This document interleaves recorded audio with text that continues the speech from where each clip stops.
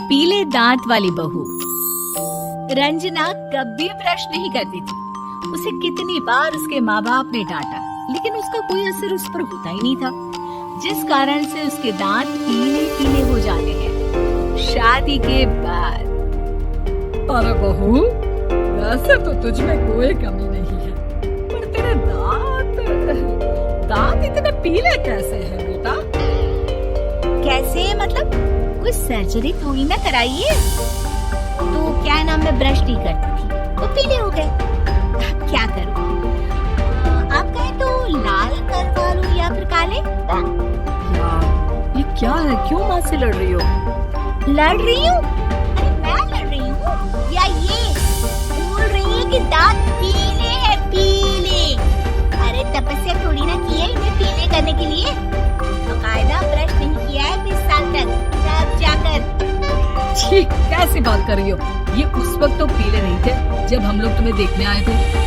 अरे तब साफ करवा लिया होगा डेंटिस्ट के पास जाकर। अब देखो कैसे पीले पीले लग रहे हैं। रंजना सास की तरफ गुस्से से देखती है। फिर शुरू हो गई पीले पीले पीले। अरे पीले तो तब भी थे जब मेरे हाथ का रसगुल्ला उड़ा उड़ा कर खा रही थी और बोल रही थी, लड़की नहीं गुणों का खजाना दे रहे भाई साहब आप। अब वो लोग करते भी तो क्या करते, पीले दांत वाली बहू पल्ले पड़ी थी तो झेलना तो था ही। एक दिन कीर्तन में रंजना गाना गा रही थी। अरे कमला बहन, माँ का द्वार है, यहाँ तो सब शुद्ध होकर आते हैं, फिर अपनी बहू को ब्रश भी नहीं करवाती तुम। दूर से पीले पीले दांत भक्ति में बाधा उत्पन्न कर रहे हैं। और कोई 2 साल के बच्ची थोड़ी ना लेकर आई हूँ मैं बहू बनाकर। अच्छी खासी लड़की है, अरे कैसे करवाऊं ब्रश? ये तो उसे खुद करना चाहिए ना। अब माँ बाप तो इसके जैसे तैसे निपटा दिए, ये नहीं सोचा कि सास कैसे संभालेगी। सास बहू को लेकर घर आ जाती है, लेकिन सोच लेती है कि अब इसे लेकर कहीं नहीं जाएगी। अगले रोज बहू कहती है, अरे क्या हो गया, मंदिर नहीं जाना क्या? कीर्तन का वक्त हो रहा है। मेरी मधुर वाणी से कान्हा जी जागते और सोते हैं। आप तो जानती है ना उनकी भक्ति में कितना मन लगता है मेरा। क्या है ना, तबीयत ठीक नहीं लग रही है मेरी, आराम करूंगी मैं। तबीयत ठीक नहीं लग रही? अभी तो मिथुन के गाने पर नाच रही थी आप, और अब बोल रही है कि तबीयत ठीक नहीं लग रही।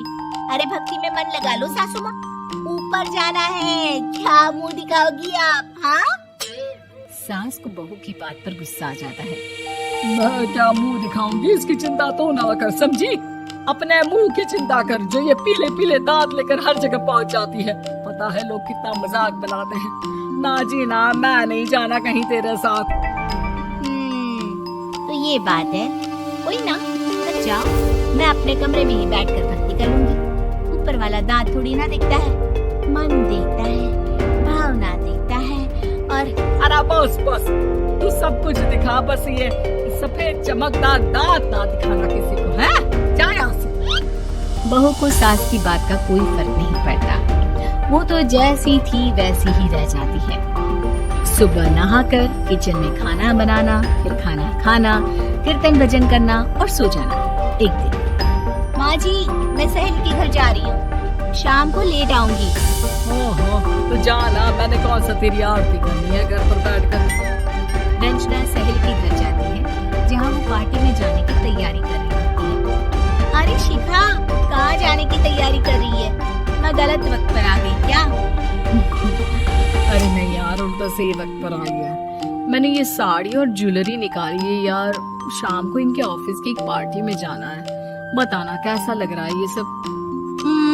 नहीं यार, इस ड्रेस के साथ तो वो वाली ज्वेलरी अच्छी लगेगी। हाँ, सही बोल रही है, मैंने ध्यान ही नहीं दिया।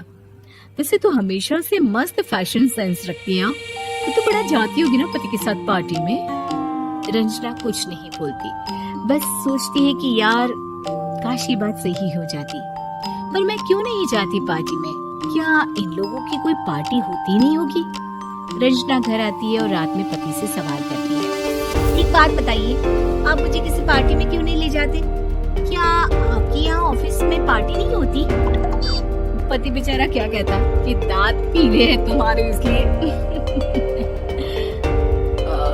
अरे कोई पार्टी होती नहीं हम लोगों के ऑफिस में, तो कहाँ से लेकर जाऊँ?